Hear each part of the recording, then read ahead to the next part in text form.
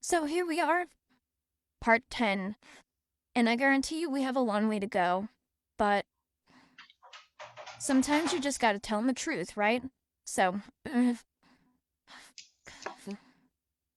I'm still dealing with my identity the whole time, trying to figure out where I fit in a family. I'm dealing with physical and mental and emotional abuse from my mother. I'm dealing with the religious trauma of being drugged to a church and told I'm evil and horrible, we're all going to hell and everything else. And still, I have no real outside connection to the world. I really don't. And anything that came into the house was confiscated,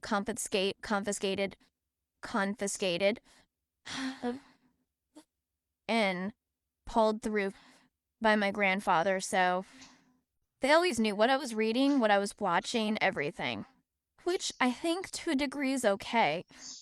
But soon everything became evil. Of course, Harry Potter was evil. Golden Compass was evil. And I will tell you that we had a timeshare in Branson, Missouri. Be sure to go, it's Trump Central now. And it was the first time I'd really had access to cable unless I went to visit my biological mother. And I discovered what would, outside of Nala from The Lion King, be my real gay awakening, which was Xena Warrior Princess at 10. I hadn't been pushed into a church where women were not allowed to have opinions and not allowed to have jobs unless their husbands told them it was okay. So, the women were just vessels. That's all they were. That's all I was trained to be. A vessel. We had children. We served our masters who were our husbands, and they better be fucking white if we wanted to go to heaven. And all of a sudden, I'm dealing with all this isolation, and I'm dealing with all of this trauma and the abuse. And it was about this time my grandparents just started really shoving me away. And all of a sudden, here is this 5'10" New Zealand woman who's a badass, just throwing it out there, doing badass things, making fun of every religion. She's gay, she's strong, and she's independent. But she has somebody who loves her. And she has morals, and she has her own way of dealing with the world. Not perfect, but trying to make it as best she can. Nana's hated for it. Because she's done bad shit. And I saw that, and I went, finally. A woman who's not in the Bible, who isn't a whore, who isn't a martyr, and who doesn't have to just spend her life serving to be worth something. Yeah. Yeah. I fell in love with her. I'm still in love with Lucy Lawless. I still, in this day, wish she would adopt me. I still wish I'd get a little letter in the mail saying, by the way, I guess I forgot. I finally felt like I have found a role model that I can relate to.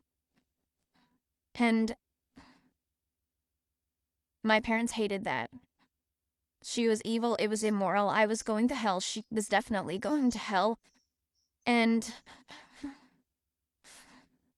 I only got to see her a couple of times a year. Every time I went to Branson, Missouri, I'd have to get up at 6 in the morning to see the show that aired at 6 in the morning on the USA Network. And those few episodes a year had to just be enough to get me through. But once they knew that I was idolizing an independent, gay, man-beating woman. I was permanently destroyed in my family. I was permanently lost. I was never trusted again. I was never looked at the same. It was, oh, you're definitely a fag. Yeah. And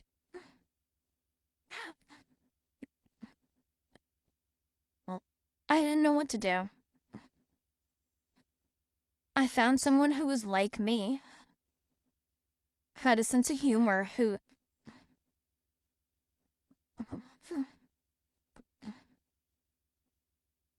and after that, I never got mail again. Never got mail that wasn't opened. I was never safe again. Because of Xena Warrior Princess. And in my head, I always have her with me. I didn't have really anybody else. I mean, I had this voice in my head. Don't do this. Hey, she's gonna be pissed. She's gonna be pissed. I'll take over. I'll take over. What do you mean you'll take over? Hey, Ma. How are you doing, huh? Yeah, school's going great. School's going great. No, things are... You want to hear a new joke? It's clean. It's fun. And all of a sudden, I step into shoes that aren't mine.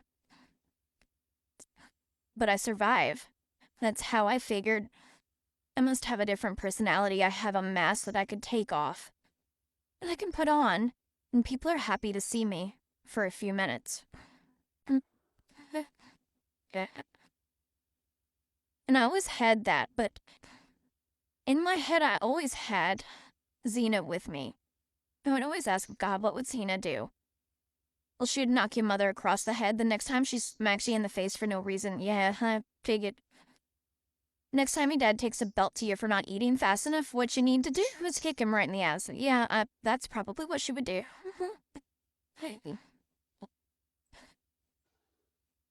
And I still carry Xena with me to this day. I still always wonder, what would that bitch do? And I try to approach every day like today was a horrible day, or today was an okay day, and I have to try to make it better tomorrow. And I got that from Xena. I didn't get it from religion.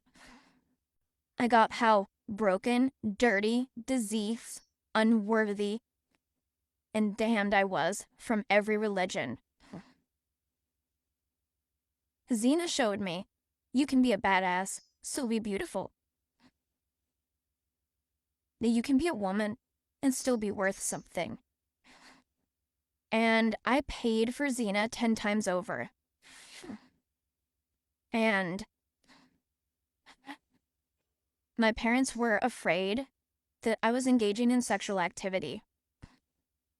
I'm home 24 hours a day, except when I was bike riding, because again, you're still so fat and you're preparing for the rapture or the apocalypse.